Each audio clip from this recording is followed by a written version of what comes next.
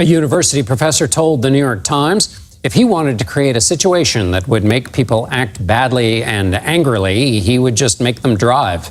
That anger, the Times writes, is one cause of reckless driving in the United States. Motor vehicle crashes caused more than 42,000 deaths in 2021.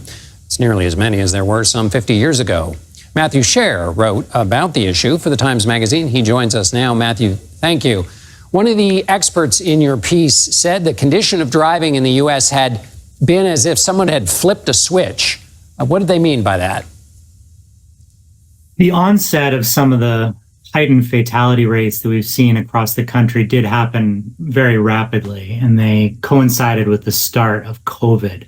So you can track it. You just showed a graph on the screen, but for years, for decades, in fact, fatalities were starting to shrink around the country. And then they just sort of drastically spike up around the time of COVID. They've since reduced a little, but they're still at numbers that are extremely heightened. And what would some of the contributing factors be for those heightened numbers?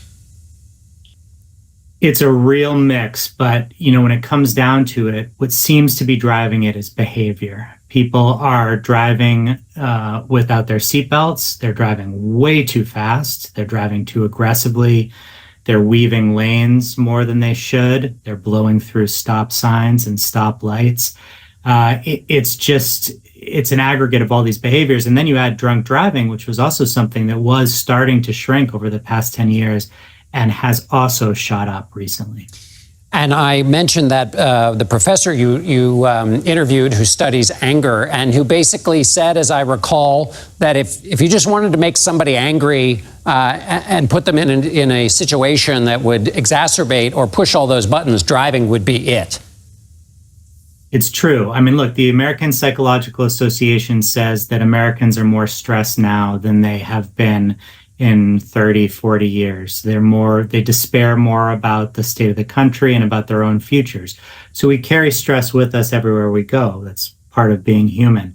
Then we get into a car, and we're in that car for longer periods of time because our commutes are longer than ever. Traffic is worse than ever. And we are in an environment where sometimes we don't think about the people in the cars around us. We get provoked, someone's tailgating us, someone's speeding next to us, and everything that we have tamped down inside of us, all the stress and anxiety we have, it comes out to really disastrous effect. And Matthew, you had a fascinating figure, I thought, about the lingering effect of checking your phone when you're driving.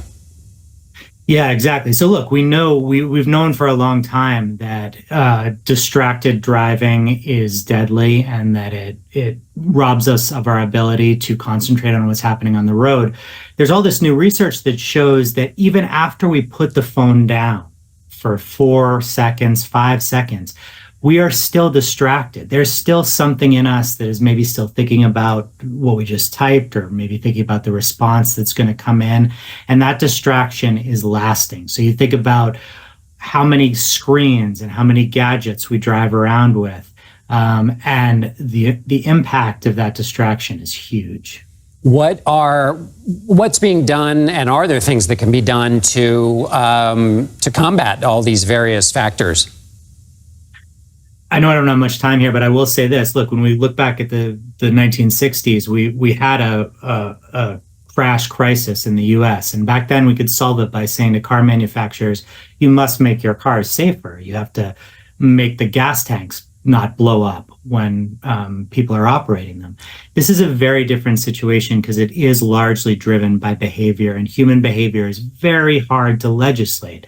However, there are things that we can do, things that have worked in other countries, including more speed cameras and red light cameras. It's a little politically unpalatable to a lot of Americans, but we know it works.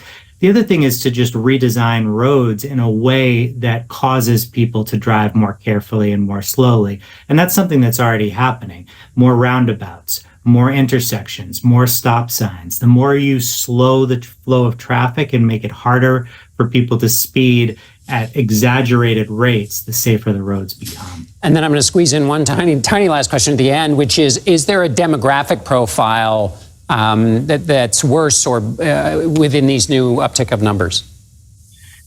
Look, speeding has always been a problem that affects young people and young male drivers, especially, right? When you look at the statistic, it's probably no surprise to anyone who has been a young person themselves or has children.